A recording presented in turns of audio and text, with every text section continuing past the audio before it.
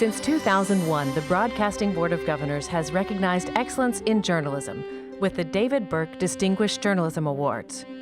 Named for the first chairman of the board and former president of CBS News, as well as vice president and executive vice president of ABC News, David Burke embodied journalistic integrity. Each year, brave men and women from the networks of the U.S. Agency for Global Media are honored for their exceptional courage, integrity, and professionalism. For the people around the world in countries that don't enjoy the same liberties or freedom of speech as the United States, we are considered the bastion of journalism. This award reinforces our compromise in order to provide free information to the countries like Cuba. I'm very grateful to receive this honor. I'm very grateful to the continued support from colleagues and RFA leaders and the BBG, and thank you very much. We would like to thank you for this award. This is a high appraisal of our work. It supports and inspires us. It will help us carry out Radio Liberty's mission with dignity and professionalism. Because Crimeans have the right to know. Thank you. And now, from Washington, D.C., the David Burke Distinguished Journalism Awards.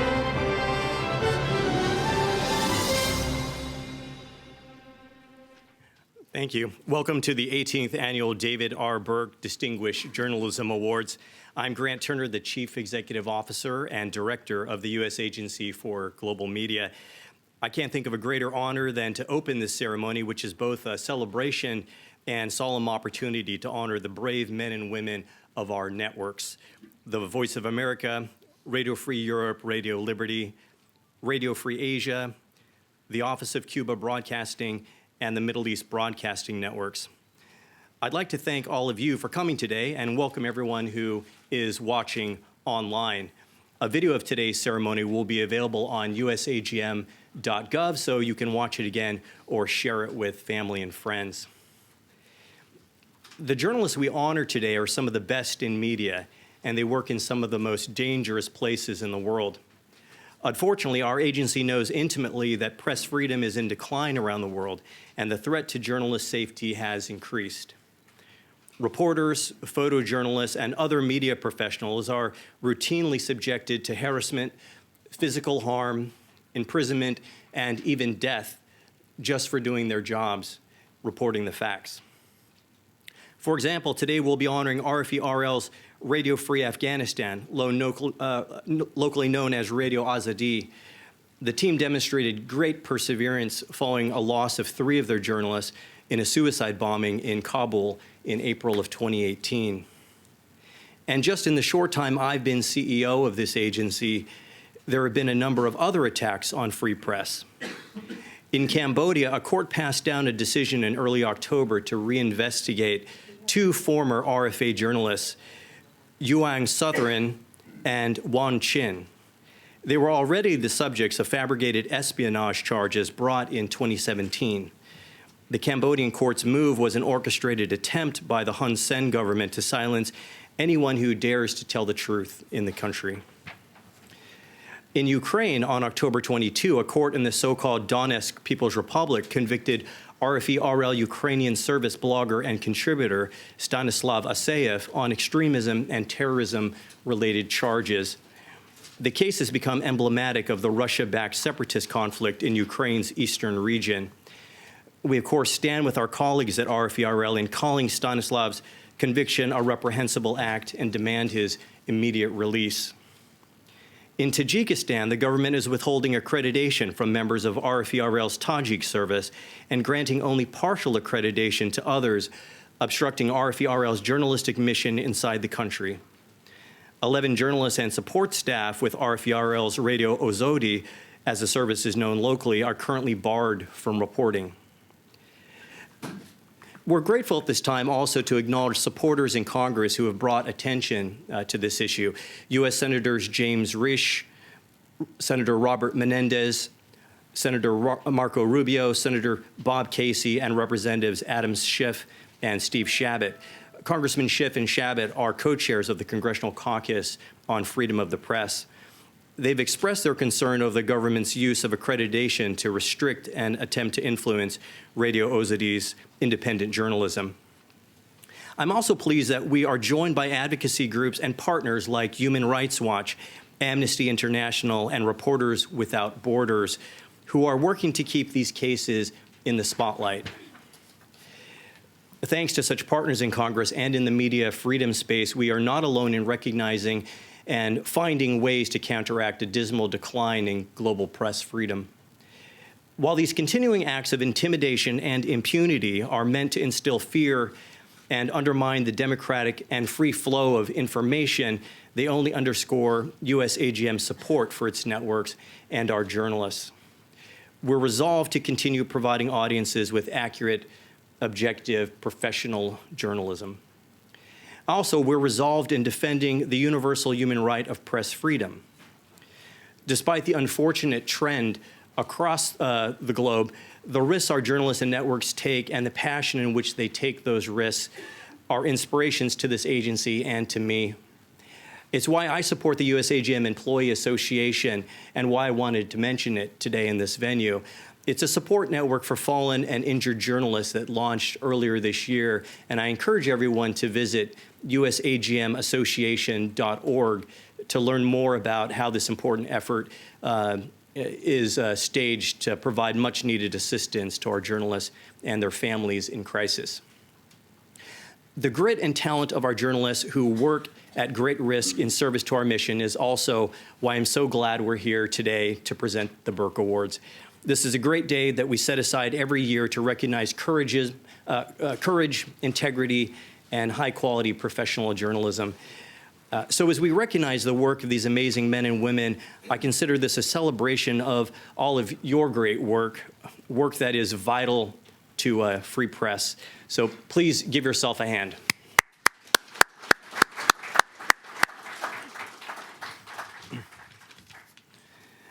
Before we begin handing out the awards, I'd like to invite a member of USAGM's Board of Governors, Ambassador Ryan Crocker, to give a few words on behalf of the board. Please welcome Ambassador Ryan Crocker. Thanks, Ambassador. Still introducing Chip Reid for come up after this. You are introducing Chip. Yes. Well, good afternoon. I'm Ryan Crocker, a member of the Broadcasting Board of Governors, and very pleased to be with you here today for the very important and prestigious Burke Awards. So for the many of you out there who feel that the Broadcasting Board of Governors, the governors themselves, have never in the entire history of the agency done a single constructive thing, I invite you to consider that a predecessor board created these awards. So, I'm trying to think of number 2, and it's not coming to me. Grant, in his comments, used a word that's very important to us here today, and that is courage. A free press, virtually by definition, is a courageous press, courageous media. What journalism is all about, it seems to me, is getting the story right and identifying the stories that count. The stories that count, particularly in international affairs, are often stories that come out of conflicts or precede conflicts or during conflicts, or all of the above. And as we have just seen for so many in our organization, that's not an abstraction. It's real. Those beatings are real. Those barrings are real. Those jail sentences are real. Sadly, those deaths are also very real. And in that important sense of getting the story right in difficult circumstances, I have to say that I myself come out of a profession that is certainly not media, the United States Foreign Service. In many important respects, we do the same thing. Get the story right. We do not like to see our reports on the front page of the paper, unlike journalists, of course, who live for that. But there's an essential bond between the two, and I think it's no coincidence that my closest friends today, outside of my own career path, have all been international correspondents. Many of my friendships go back to the early 1980s in Beirut, people that I am in touch with today that I'm proud to call friends. Trudy Rubin, Philadelphia Inquirer, Deb Amos, NPR, Robin Wright, now with the New Yorker, Tom Friedman, New York Times. We got to know each other, we got to trust each other, because it was all about getting the story right under the most difficult of circumstances. And I am very proud to be on the board of an organization that lives just for that. Ready to run the risks, ready to pay the price, not for the stupendous salaries we pay, God knows, but because it matters. Freedom matters, democracy matters, free expression matters. It's not the First Amendment for nothing, folks.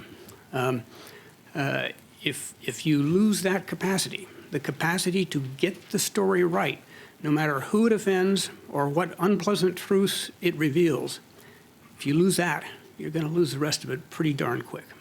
And again, so many of you have put your lives on the line for that. We are very pleased, not just once a year, but every time we come together, to remember and to stress that point. Real news gathered and reported by real people under circumstances that the average citizen of this country or anywhere else probably wouldn't really want to go through.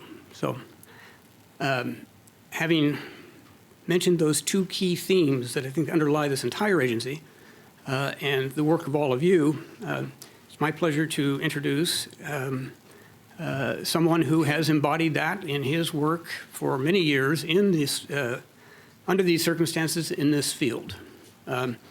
Chip Reid, longtime CBS fixture, chief White House correspondent for a number of years, now CBS's chief international correspondent based here in Washington. And you can ask him how many days a week he gets to spend in Washington. Again, embodying all of that, the getting the story right, no matter what the circumstances. It's a bigger aim, a bigger goal than any one person. And that's what Chip Reid, like so many other correspondents, like all of you who are out there doing this every day, has come to represent. So you have now heard from me. Now you get to hear about someone who really knows the story.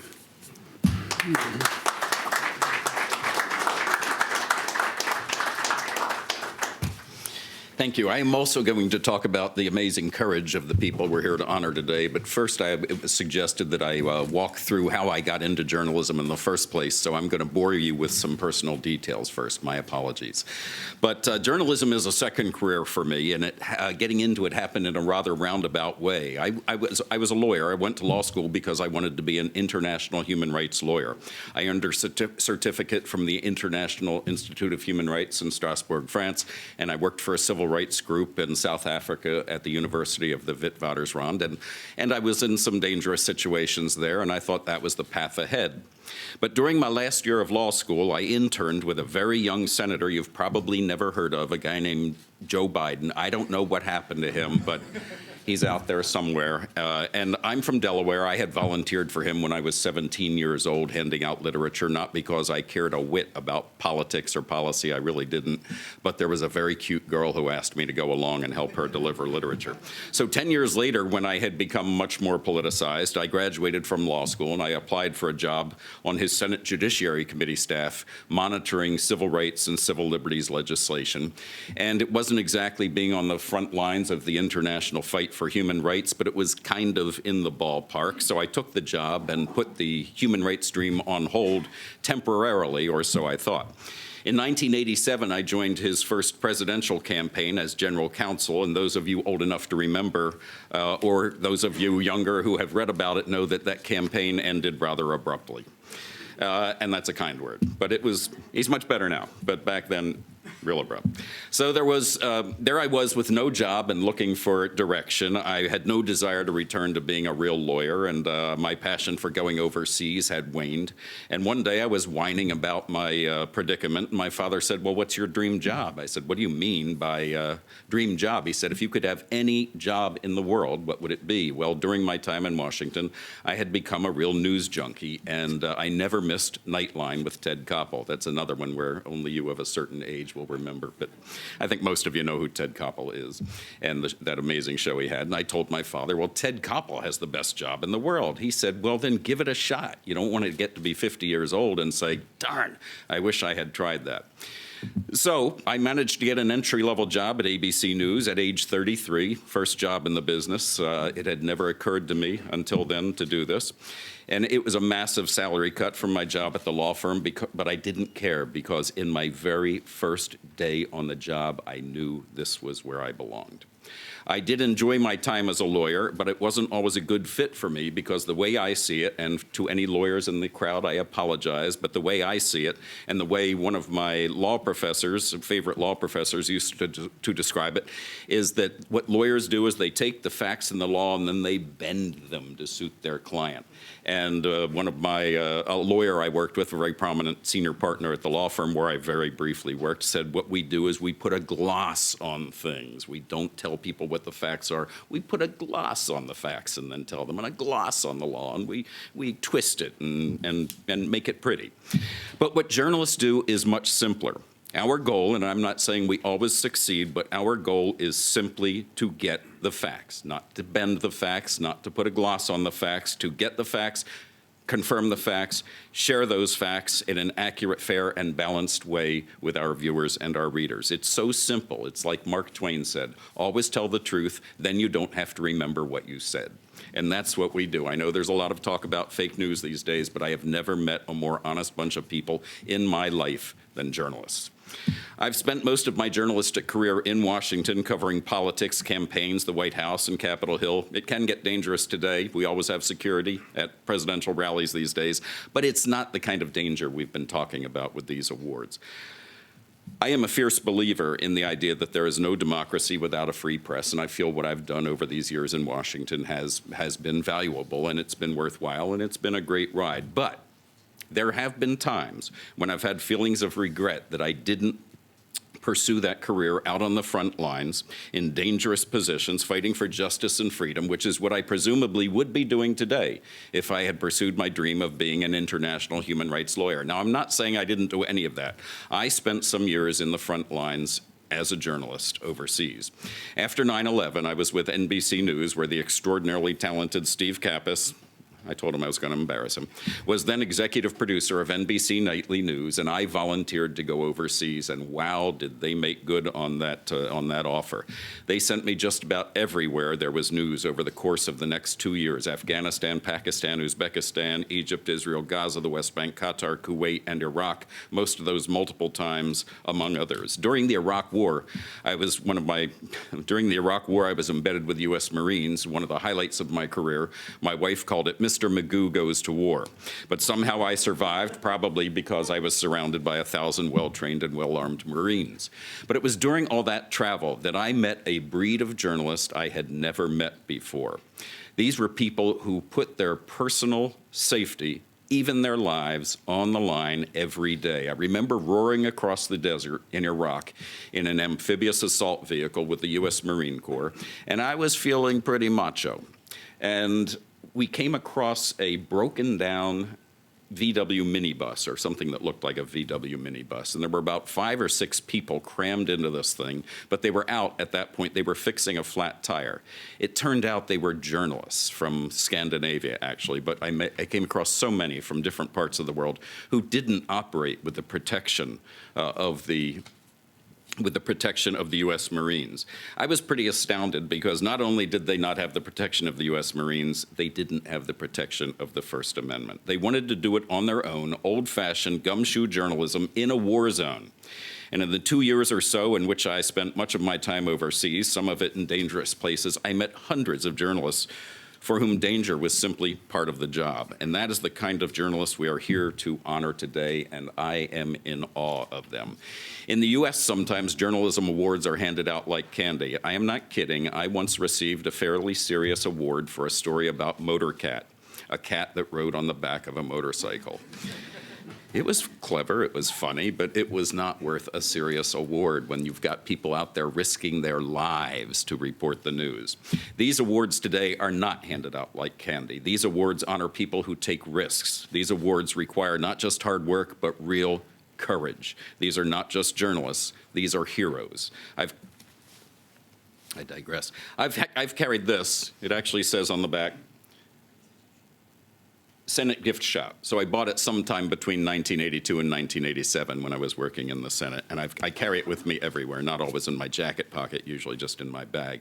But I pull it out a lot, and if I'm feeling a little discouraged, I pull it out and I read these words. Congress shall make no law abridging the freedom of the press. There are other words in there too, but those are the ones that leap out at me every time I pull it out. I mean, there's a lot of good stuff in the First Amendment, but those are my favorite words in the First Amendment. And the people we're honoring today don't have the protection of this. I'm guessing it's the dream of everyone in the room that they someday will have the protection of something like this. And there is no group of people in the world fighting harder to make that happen than the people of this organization and the people in this room. Thank you very much.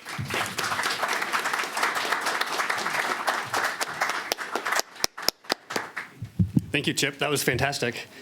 I think that was not only super interesting, you've had a heck of a career, but also incredibly pertinent to what all of the journalists... It's not over yet, I'm sorry. Did not mean to imply that. I'm sure folks are looking forward to asking you questions after this. My name is Matthew Walsh. Good afternoon, everyone. I'm the Deputy Director for Operations for USAGM. Welcome. We have a full room. You probably can't see if you're sitting in the front. We have an overflow cloud, and we actually have an overflow room that also is near full, I'm told. So it's, I think, a testament to how serious and important these awards are that so many folks took time out of their busy schedules to attend. I have the honor of emceeing today, so I've been told to keep things on track, so I will not be speaking much, just keeping things flowing. And how this is going to work is we're going to go through the 5 networks. We're going to start with VOA, and then we'll go all the way through and finish with some brief closing remarks and then a reception. I have the pleasure first of introducing Amanda Bennett, who does not really need an introduction, but Amanda, as everyone knows, is the director of VOA, and we're going to start with VOA today and then go from there. So Amanda, over to you.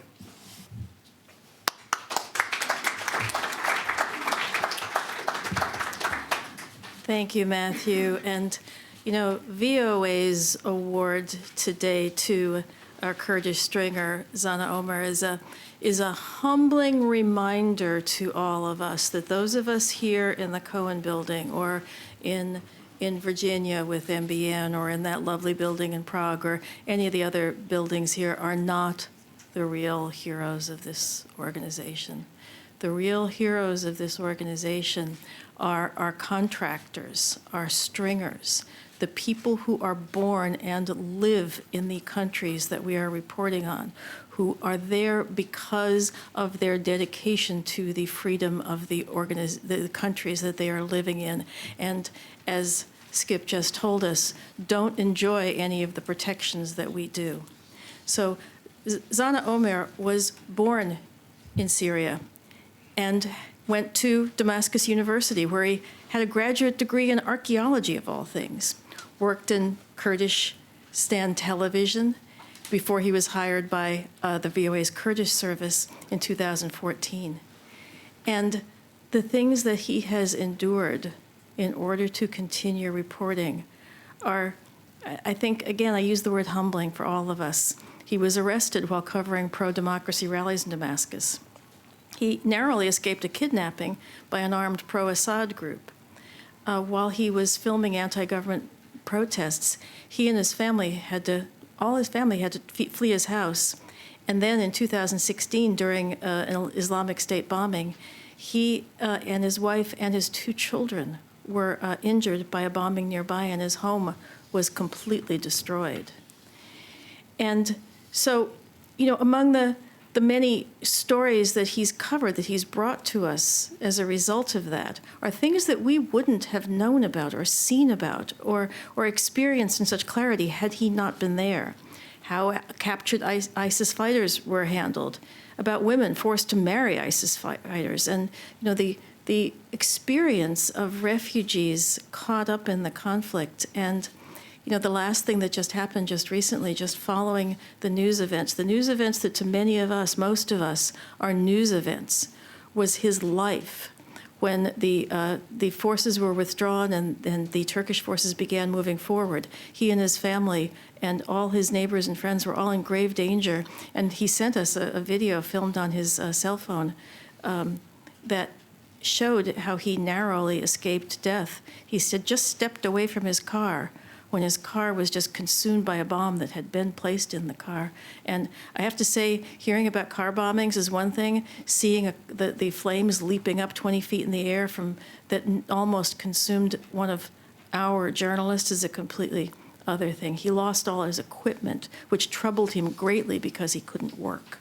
So that's his courage and his determination. So, I'm incredibly proud to present this to Zana Omer, and particularly, as I say, because he's one of our stringers, and his determination is we make our whole Voice of America service from the courage of people like this. So he obviously isn't able to be with us today, but he's given us this remarks via video.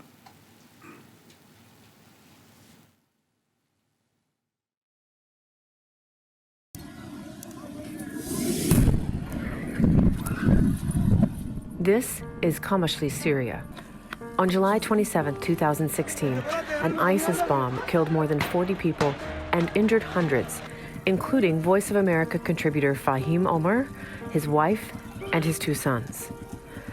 The blast demolished his house and destroyed his equipment, but it did not stop him from reporting.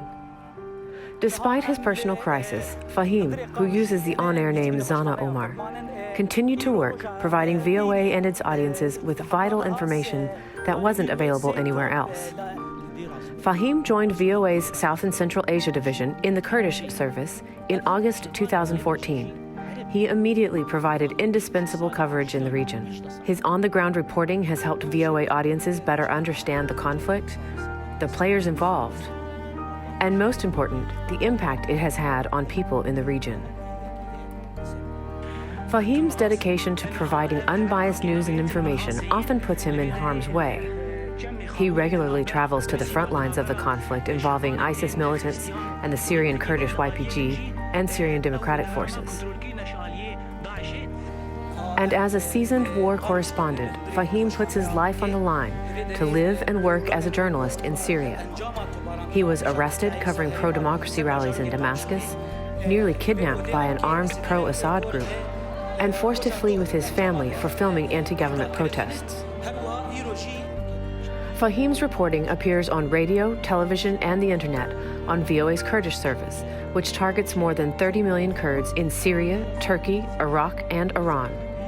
His reports are often translated into English and distributed by the VOA News Center and the VOA Extremism Watch Desk.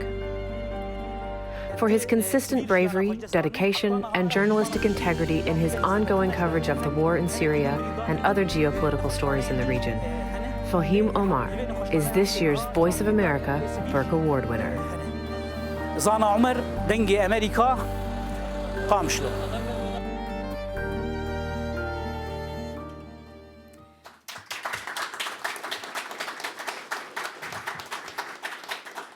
And now I'd like to invite his service chief, Fakria Jahari, up here to accept the award for Zana Omar.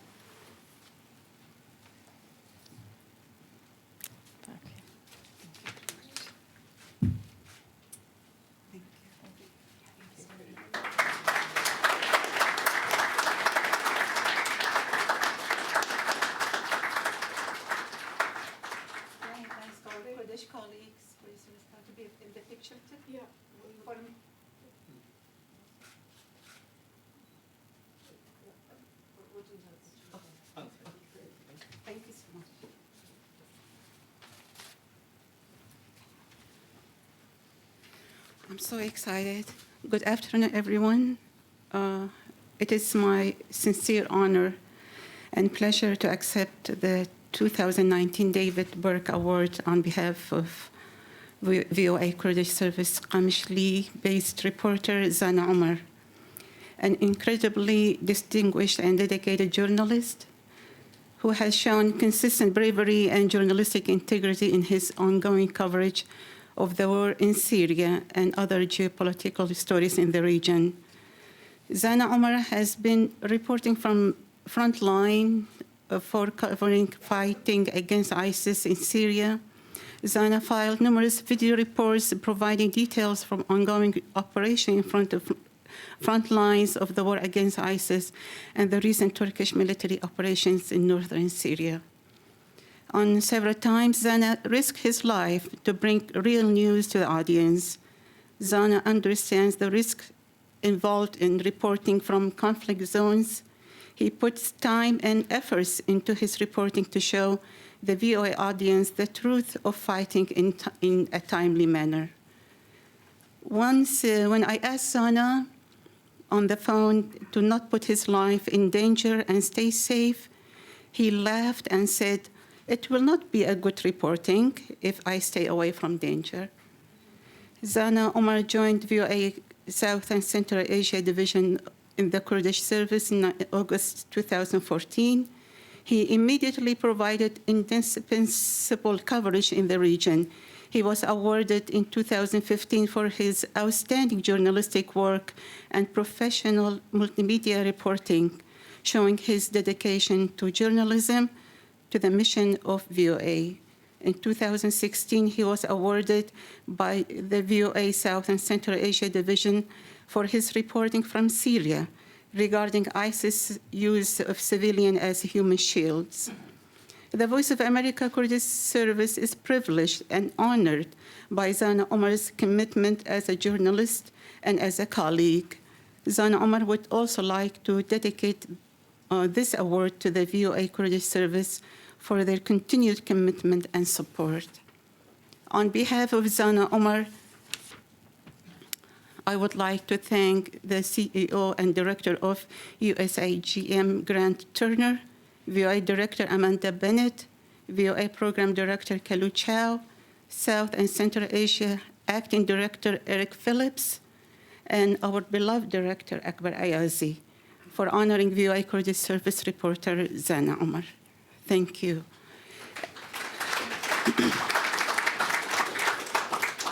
And now, together, we will watch a video from Zana Omar about receiving his award. بريز وخانم حاضر دسبيكي دا بهلن اسفاسيا ريفبري سركي يدمكي USAGM جريت تونر بكن هروسا ريفبرا دنجي امريكا اماندا بنت سباسيا ويجي بكن هروسا اسفاسيا ريفبرا برنامين دنجي امريكا كلو تشاو بكن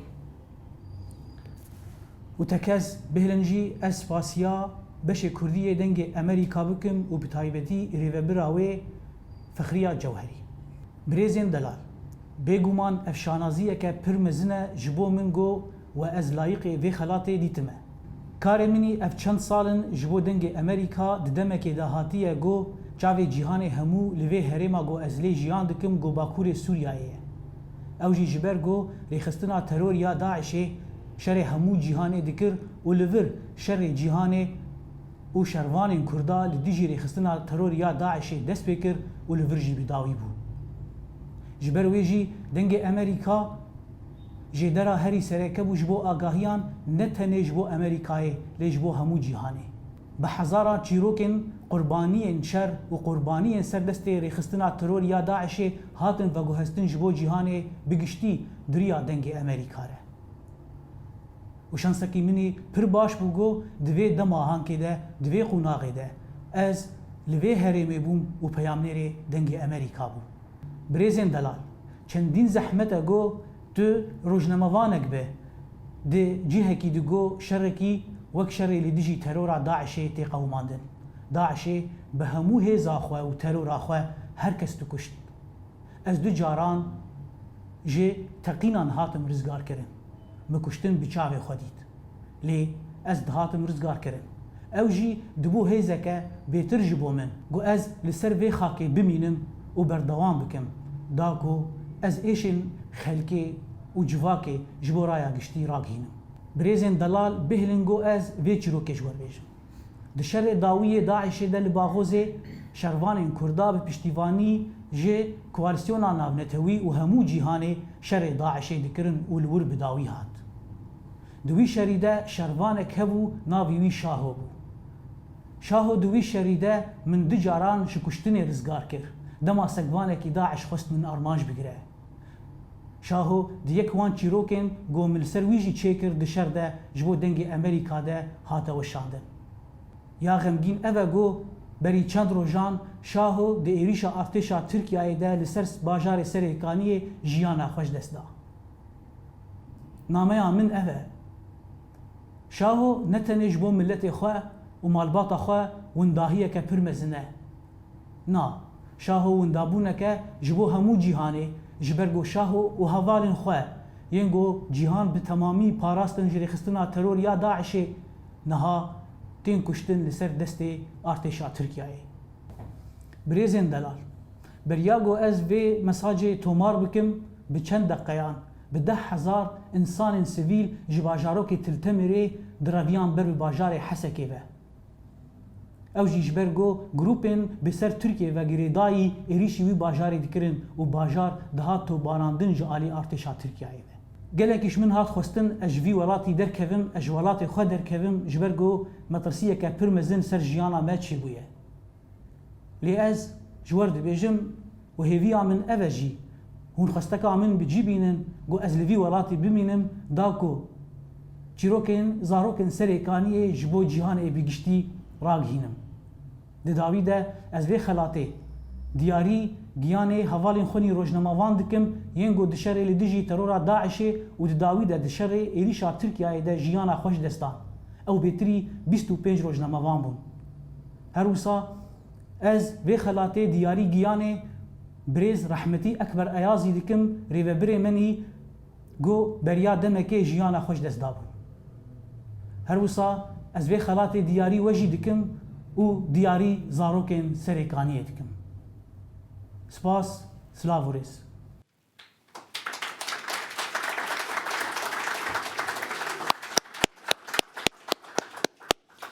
Congratulations again to Zana and really to the entire VOA Kurdish service, which I know Amanda spoke about this, but is doing amazing work in incredibly challenging environment. So kudos to all of you again, and a round of applause, I think.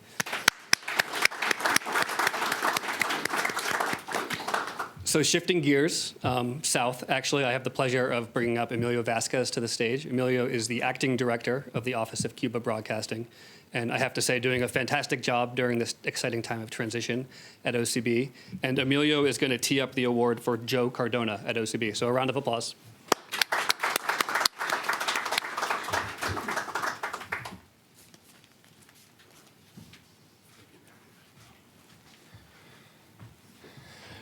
Good afternoon, everyone.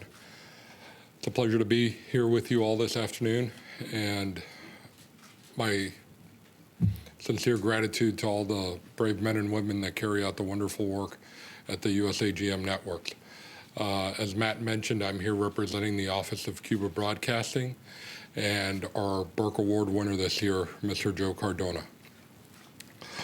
A little about Joe. Joe was born in San Juan, Puerto Rico, to Cuban parents. He's a graduate of Florida International University with a degree in mass communications and an award-winning documentalist and journalist and a true artist in every sense of the word. A personal note, I became acquainted and familiar with Joe's work before I even met him in one of the many documentaries that he produced for PBS entitled Café con Leche, and I think he knows which one I'm talking about. He's also done other documentaries such as Adios Patria, The Flight of Peter Pan, a lot of them having to deal with Cuban cultural identity and with Cuban history. And today we recognize Joe for the work that he's been doing over the course of the last few years, and more specifically, the work that he's been doing at Radio Marti with a radio show called Arcoiris. And Arcoiris is a platform that gives voice to the LGBT community within Cuba. A show that is first of its kind on Radio Marti, and a show that, quite honestly, is transformative, aspirational, and very powerful. And last night, as we were sharing stories over dinner about some of the experiences that he's had in the production of the show, it was quite moving, and I'll let him address some of those things when he comes up to receive the award. But without further ado, if we could roll the video on Joe Cardona.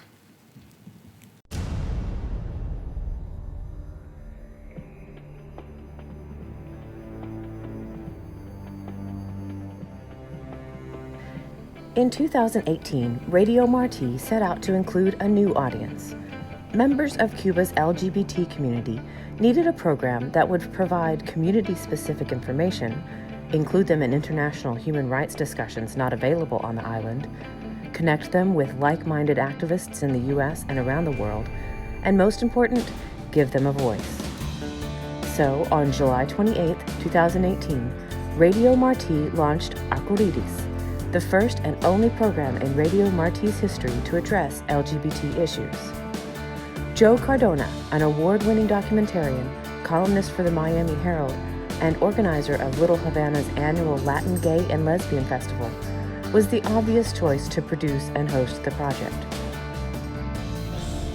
Emmy Award-winning Cardona rose to national prominence with documentaries such as The Day It Snowed in Miami, which examined a fierce national debate on LGBT rights that was launched in response to actress Anita Bryant's objections to a local gay-friendly ordinance. Today, Cardona has brought that same critical eye to Radio Marti. Arcoiris has surpassed all expectations. Its hour-long programs on Saturdays and Sundays have been called a must-listen for anyone interested in LGBT issues, and listening groups are popping up all around the island. It debuted at a time when debate was developing over whether to include marriage rights for same-sex couples in the country's new constitution, and the program has provided an invaluable space for dialogue and critical discourse, which is increasingly not tolerated on the island. Arcoiris is also getting attention off the island. National LGBT paper The Washington Blade wrote about the unique program in September, and human rights activists and leaders from around the world have participated in the radio program. For his tireless commitment to providing equal representation and voice to all members of Cuban society, Joe Cardona is this year's Office of Cuba Broadcasting Burke Award winner. Joe Cardona.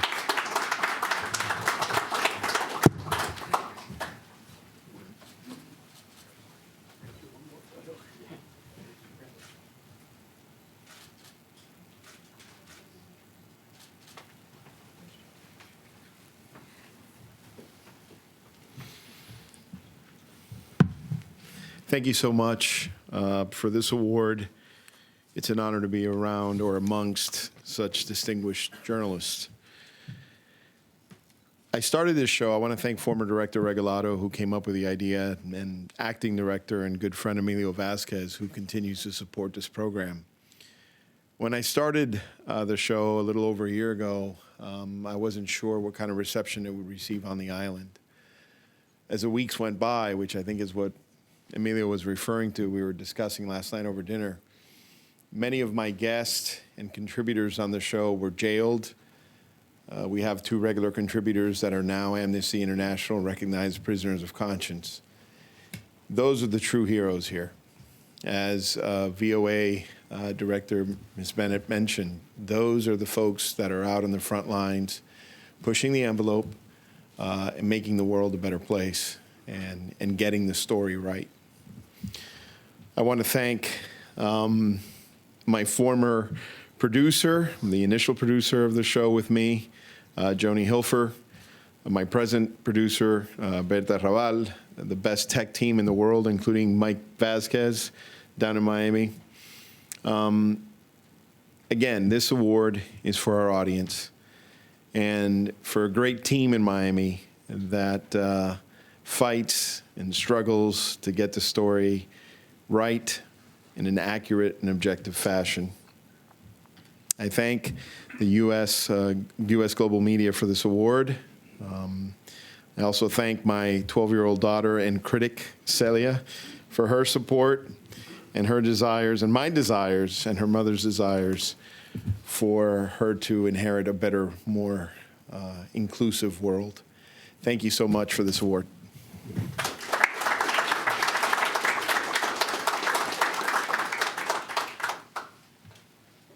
Congrats again, Joe. I think it's really inspirational to hear how the work that everyone's doing at the 5 networks really affects people on the ground, so it's fantastic. Speaking of that, switching gears to Radio Free Europe, Radio Liberty, and I have the pleasure of introducing Jamie Fly, who's here from Prague. And Jamie is going to tee up the award for RFE-RL, which is focused on RFE-RL's Afghanistan service. So over to you, Jamie.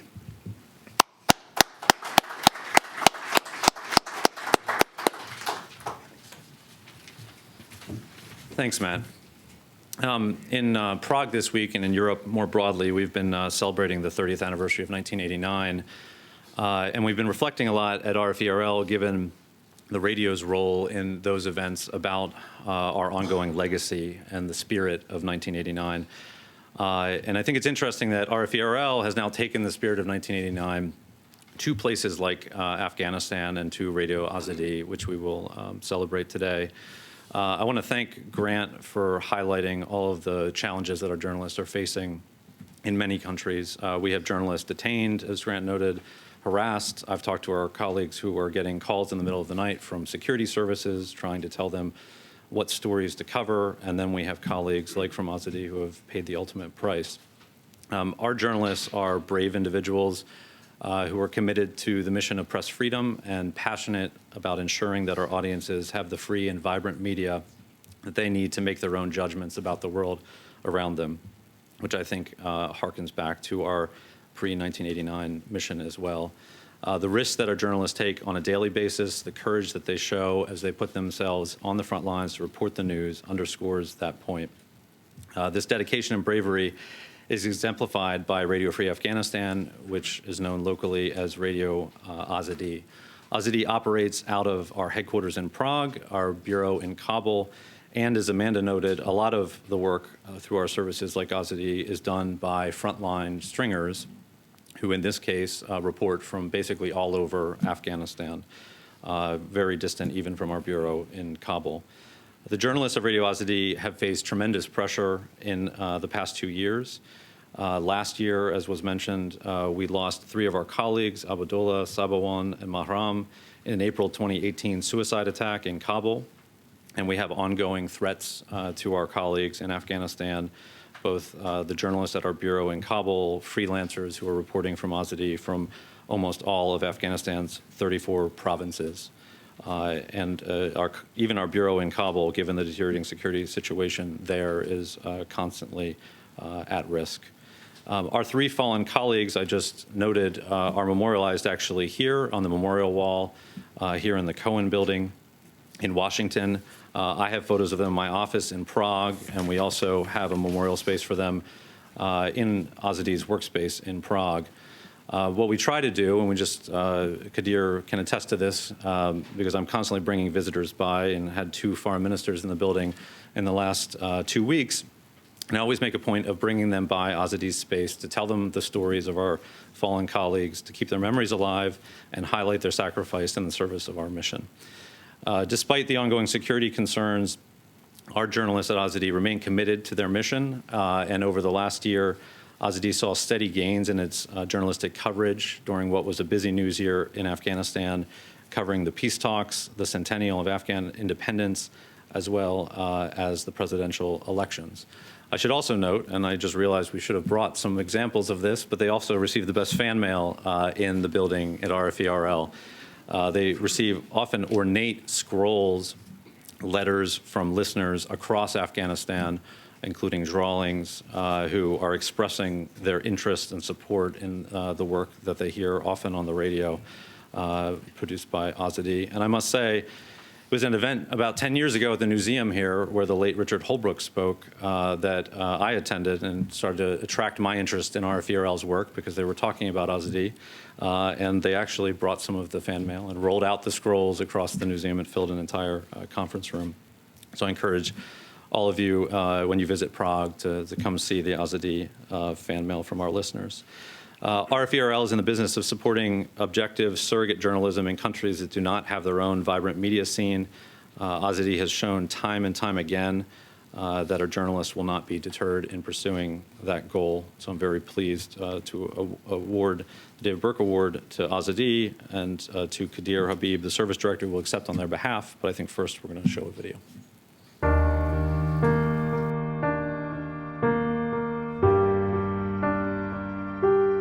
2018 was the deadliest year for Afghanistan's journalists since the fall of the Taliban in 2001.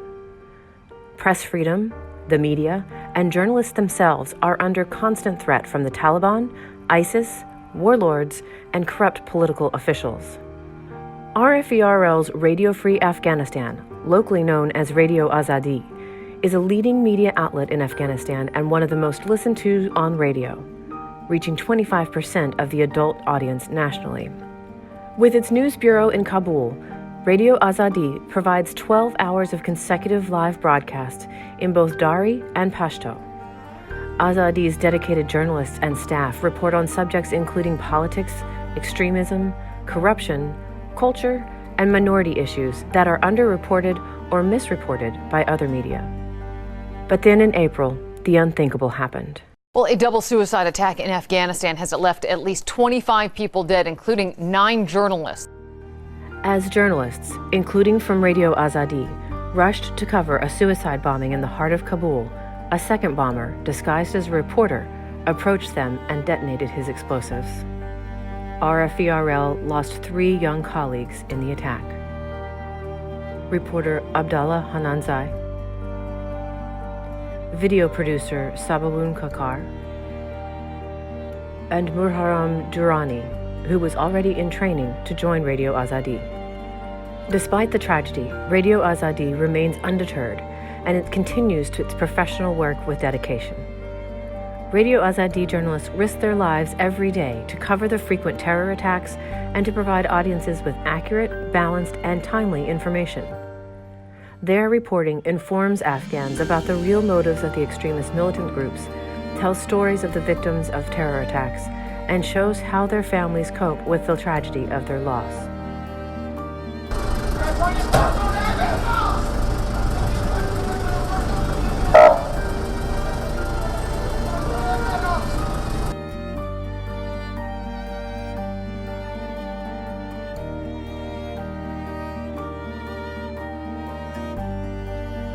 For its unwavering dedication to reporting the truth, despite all the challenges and hardships, Radio Azadi is this year's RFERL Burke Award winner.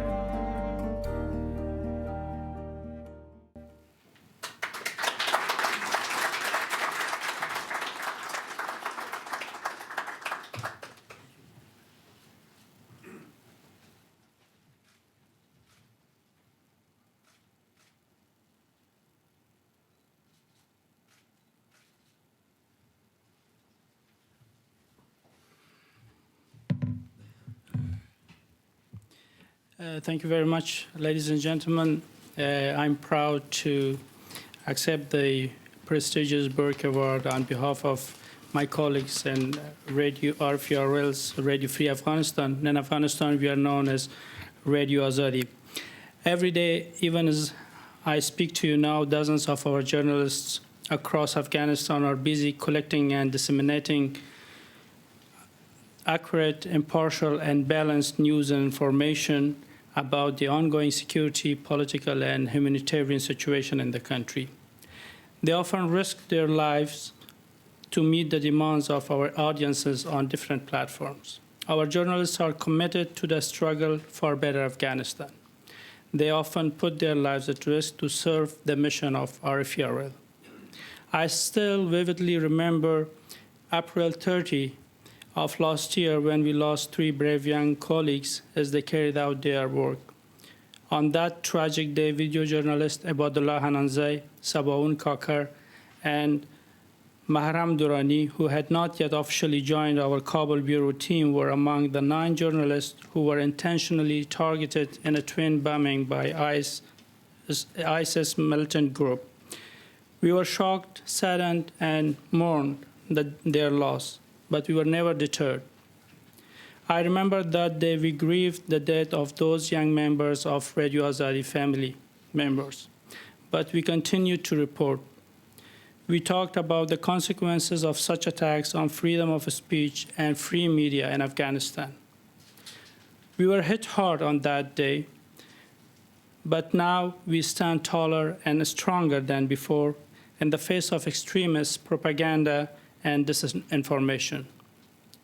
I thank the members of the USAGM board for recognizing the sacrifice, commitment, and outstanding performance of Radio Azadi journalists and informing and engaging with the people of Afghanistan.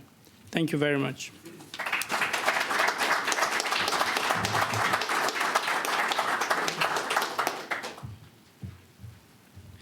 Thank you very much, and congratulations again to RFERL's Radio Azadi. I think that day last year in 2018 was, for those of us who have been here only a few years, was one of the darkest days here and a pretty tough day. And I think it's fantastic and fitting that you guys are getting the recognition that you deserve. Every time I've gone to Prague, I've made a point to meet with the team in Prague, and it's an incredibly inspirational and high-achieving group. So congrats again. Switching gears to MBN. I have the pleasure in a second to bring Alberto Fernandez to the stage, the president of MBN. Alberto has led, I think as most of us know, an incredible transformation over his tenure at MBN. So today's award speaks to that. So Alberto.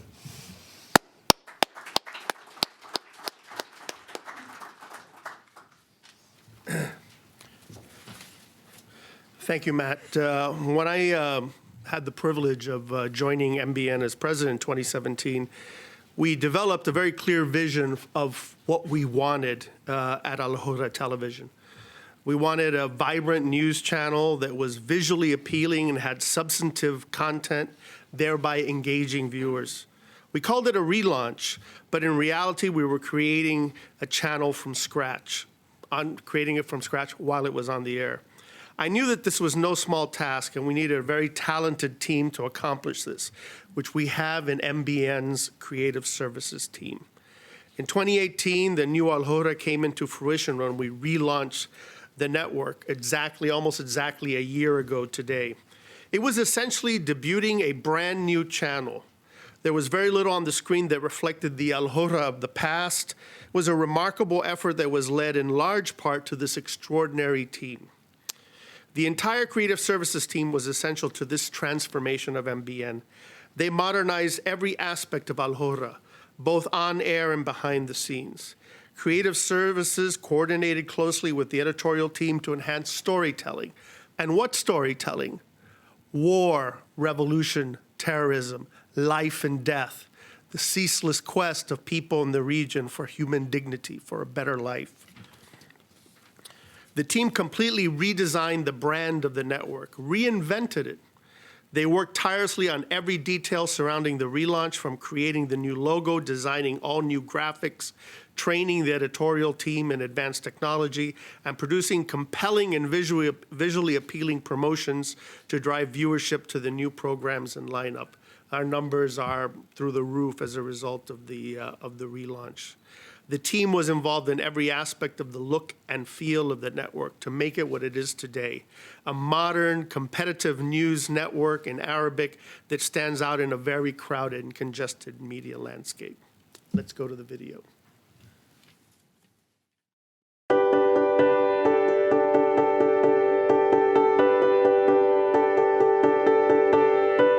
In 2018, Al Hurra undertook the largest transformation in its 14-year history. The overhaul required thousands of hours of work from media planners, construction crews, technical experts, and more. Coordinating the project was MBN's creative team, led by Fadi Izzadine. In just 6 months, they implemented the most advanced broadcasting technology available, augmented reality, which uses sophisticated 3D graphics to combine real-time data visualization and live virtual sets. Working around the clock, they built the compatible sets and implemented the software to make these graphics come to life. They worked with the digital team to develop an innovative way to simultaneously broadcast these graphics to desktops and mobiles, allowing Al Hurra to reach more audiences with live news and information. They also worked closely with the news department on revolutionizing their storytelling techniques. Their schedules were grueling, but in the end, their dedication, hard work, and perseverance was evident. And the result speaks for itself.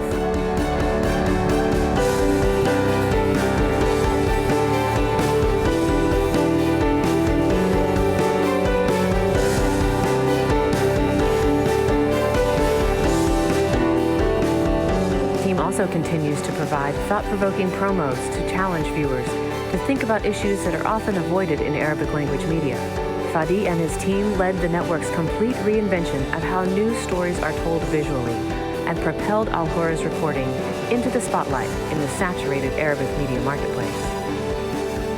For this, the creative team is this year's MBN Burke Award winner.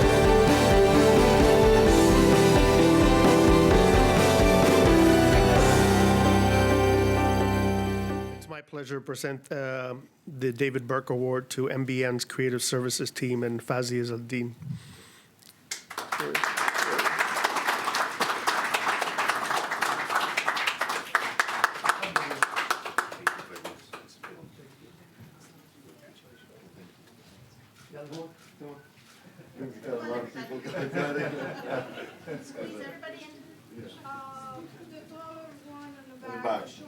Okay.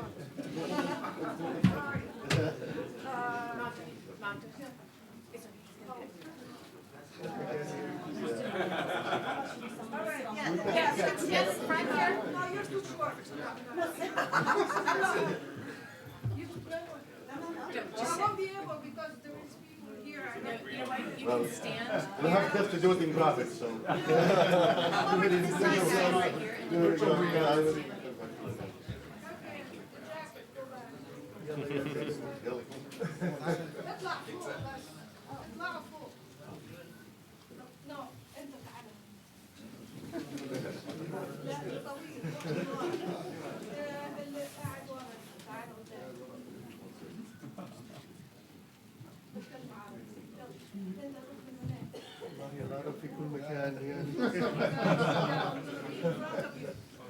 Okay. That's it. No, I have to go back.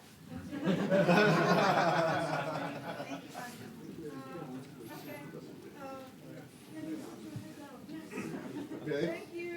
Okay, good. Everybody over here. Joe. You go over here. Okay. There we go.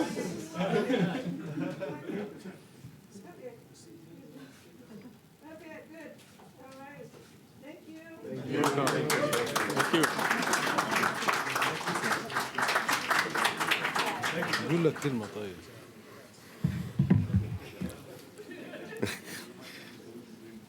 That's a nice photo.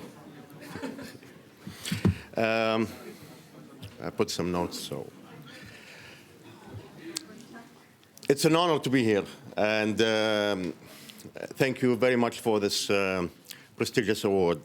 I would really like to thank USAGM for this opportunity, and frankly, after seeing, all the USAGM journalists, it's definitely a privilege to have this award. I would like also to thank MBN and MBN's management for this. As a creative department, one of the challenges that we always face is not having enough tools or support or creative freedom. This is what really helped us in this relaunch. We had excellent support, we had the tools, and we had been given all the creative freedom we wanted. This is what made us actually explore new techniques and new designs and new ways. Definitely, it's a dream for the creative team to have all of this. And it's one of the very, very valuable things, actually more valuable than even tools, to be able to express and execute the creative vision. So a lot of the thanks goes to our senior management, Ambassador Fernandez, and our senior news management. I remember when we started the project, there was a long response time to news. And this was one of the most critical things, is to be able to fulfill the journalists and the producers with graphics or with videos or with illustrations to explain their stories. So the whole process was changed from the ground up. Today we enjoy an excellent relationship with the news. We are physically close to them. When we are mentally close to them, we understand the editorial. Our team even now has editorial judgment, so we work with a news team. It's a lot faster, and usually there was long ago it have taken sometimes days to execute some stuff in graphics. Now it takes literally in a day or even less. We are much, much, much faster. I want to also take this opportunity to thank the amazing creative team. I've worked with many teams over my career, and by far this is the best one. I'm very proud to be part of this team. We are proud to have every individual working with us. Our teams worked relentlessly, and they take it personally. Every promotion is a storytelling. Every piece of graphic is basically an art form trying to illustrate the news story. So again, this is, of course, can't be done without the brilliant team, and I would thank them. Thank you all. Again, it's an honor to receive this.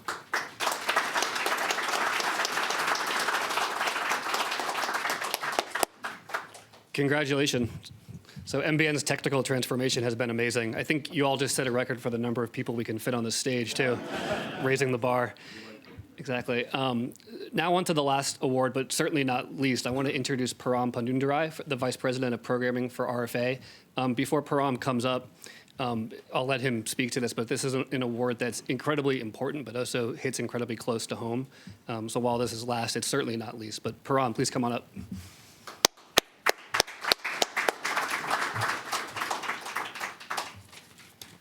Thank you very much. Good afternoon. It's actually a real honor to be here to present this award to Radio Free Asia's Uyghur Service on behalf of the U.S. Agency for Global Media and RFA's President Libby Liu. This service, the Uyghur Service of RFA, has been and continues to be instrumental and at the forefront of one of the biggest, most compelling stories of our lifetimes. It's a difficult story to report for a variety of reasons. For one, China's Uyghur region, as you may all probably know, is one of the most repressive places in the world, from where it is incredibly hard to get reliable news and information. It's also difficult because the staff and journalists at RFA's Uyghur Service are affected personally, as many members of their families and loved ones in China have been detained, gone missing, or jailed. It's hard to imagine what it's like to work under such great challenges, pressure, even for a day. But you do it day in, day out, so our audiences can get the truth. Your bravery epitomizes what RFA and all of us here in this room strive for. I just would like to say with great pride that you deserve this award and recognition. Thank you.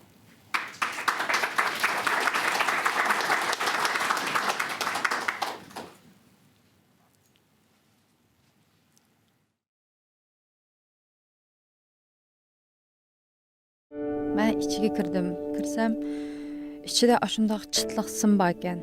Mən türmünü görüb baxmadım. Lekin ko'nglimda kirgan hamon bu turmigan deb o'yladim. Saqchilarning qo'llarida miltiq, tok kaltaklar bor ekan. Dastlabda shu 2 kun shu temir o'rindiqda. They talked to me, yesterday your mother died and your father died and your brother, sister, in the prison now, forever cannot go outside, and your son, his head broken, die, and your daughter in the hospital maybe die near. So you will die also. Since 2017, through an increased use of mass detention centers and high-tech surveillance, Chinese authorities have systematically targeted Uyghur Muslims and other ethnic minorities in Western China. Radio Free Asia's Uyghur Service, the only independent international broadcaster outside of China to report in the Uyghur language, was the first to report on these practices and expose the massive human rights violations to the world. Since then, RFA's Uyghur Service has tirelessly reported on the crisis and exposed major events and developments. 6 RFA Uyghur journalists have lived in exile for years, covering the atrocities from Washington, D.C. And when the Chinese government realized they could not silence them, they targeted the journalists' families instead. RFA Uyghur Service reporters have had family members arrested, and many, if not all, have China-based families detained in these camps. In at least 6 cases, we know the relatives are being held in retribution for the staff members' work at RFA. Despite these threats and challenges, the Uyghur Service has maintained a steady flow of reports from the region and have covered all sides of the crisis, from the implementation of new technologies to monitor citizens, to the crackdown of cultural and religious expression, to the detentions of, by many estimates, more than 1 million Uyghurs and other Muslim minorities. The Uyghur Service's reporting throughout 2018 has been crucial in shaping discussions outside of China about the Xinjiang crisis. Major media outlets have picked up the Uyghur Service's reporting, including Reuters, the New York Times, the Wall Street Journal, BBC, CNN, and others. And some have reported on the sacrifices that the reporters are making every day to report the truth. For their perseverance and dedication to unbiased journalism, despite tremendous hardship, the Uyghur Service is this year's Radio Free Asia Burke Award winner.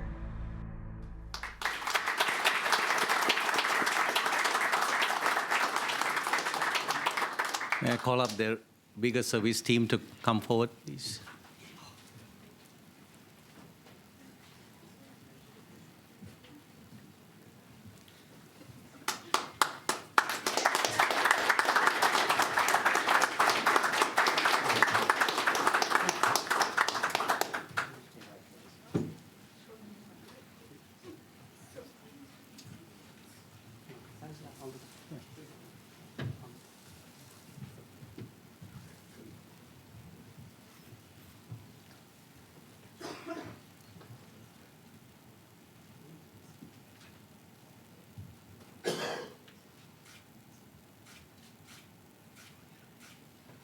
Maybe one more with the plaque problem. Oh, yeah.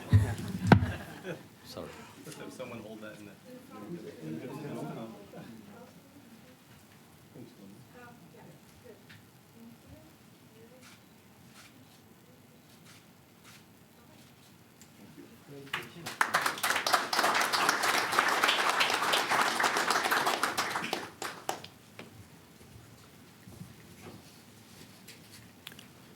Thank you very much. Ladies and gentlemen, it's a great honor for me to accept this prestigious award today on behalf of the Uyghur Service at Radio Free Asia. And today, 2 of our team members are not here with us. One of them is the one you saw on the video earlier, Guljakra Hoja, and Ghairat Tokhti. They are traveling, so they're not with us. And the rest of our team, our excellent journalists, are with us, as you have seen. And first, I would like to thank the USAGM for bestowing us this prestigious award in recognition of our excellent journalism. And also, I want to especially thank RFA leadership for Libby, our president, Vice President Param, and our managing editor for East Asia, Min Mitchell, for their strong support of the Uyghur Service for the past many years. But most of all, I want to thank the fine journalists and the brave staff members of the Uyghur Service for their excellent journalism for the past 2 years in breaking the stories of China's internment camps that basically detained more than 1 million Uyghurs in many of these camps. And it's because of our journalists' tireless efforts and their fine journalism that China's internment of more than 1 million Uyghur people has become a global issue of concern today, prompting the US government to repeatedly condemn the Chinese government's treatment of the Uyghur people, and also UN to highlight the case at every opportunity. Reporting on this story has come with a heavy price. Many of our loved ones, our family members have been detained, gone missing, even sentenced to prison on bogus charges in China's attempt to silence Uyghur journalism. RFA Uyghur has continued to report on the situation accurately, objectively, and credibly because we know telling the truth is worth the sacrifice. Most importantly, we know that Uyghur people have only one free voice in this world, and that's the Uyghur service at Radio Free Asia.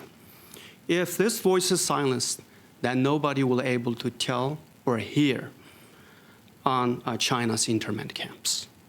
Then China's disinformation campaign that Uyghurs are living happily under China's communist rule, and the Uyghurs in China's internment camps are happily receiving vocational training in so-called vocational training centers will become the fact, not the fiction.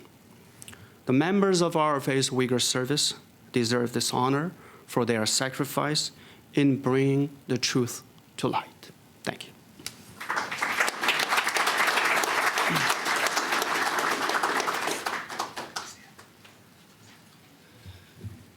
Congrats again, colleagues from RFA. I just wanted to say, I think everyone here knows this, but the outstanding work that RFA's Uyghur service has done and continues to do continues to get cited in the Washington Post, The Economist, other publications, a testament to really the fantastic work. We're near the end of our ceremony. I have the pleasure of introducing our final speaker, which is the chairman of USAGM's board, Ken Weinstein. But before Governor Weinstein comes up here, I just want to say one thing about Ken and really the other members of the board, which is, you know, Ambassador Crocker mentioned this in his remarks, but the David Burke Award was created by the board, by the predecessor of USAGM board, the BBG board, and it really is a testament to how much USAGM's board cares deeply about the work that everyone here does and that our colleagues do overseas. And if you may not be aware of this, but we start every board meeting, the open part of the board meeting, with the chairman recounting sort of the threats to the USAGM's networks and their press around the world. And this really is the main area of focus. So without further ado, Governor Weinstein.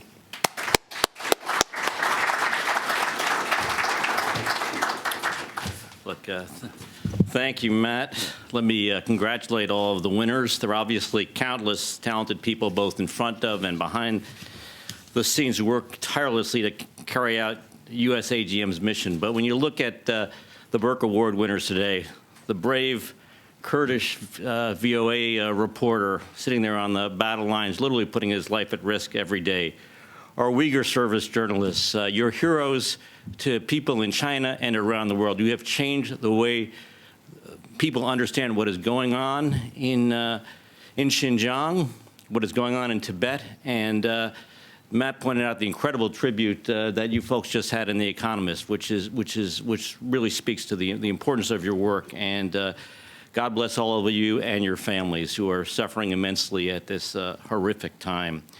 And of course, when we see the young faces of the martyrs of our Yazidi service, I think it makes all of us pause to realize just how important our work is, just how critical the battle lines are, and especially when you're getting truth to people who don't have access to it, who need it most of all. And that's the critical work of this agency. Your audiences rely upon you every day. Others increasingly rely upon you around the world every day. On behalf of the board, I want to thank all of you. And now I want to do the second most constructive thing the board perhaps has ever done, which is adjourn today's ceremony and invite everyone to the reception area to continue the celebration. Thank all of you for all your hard work.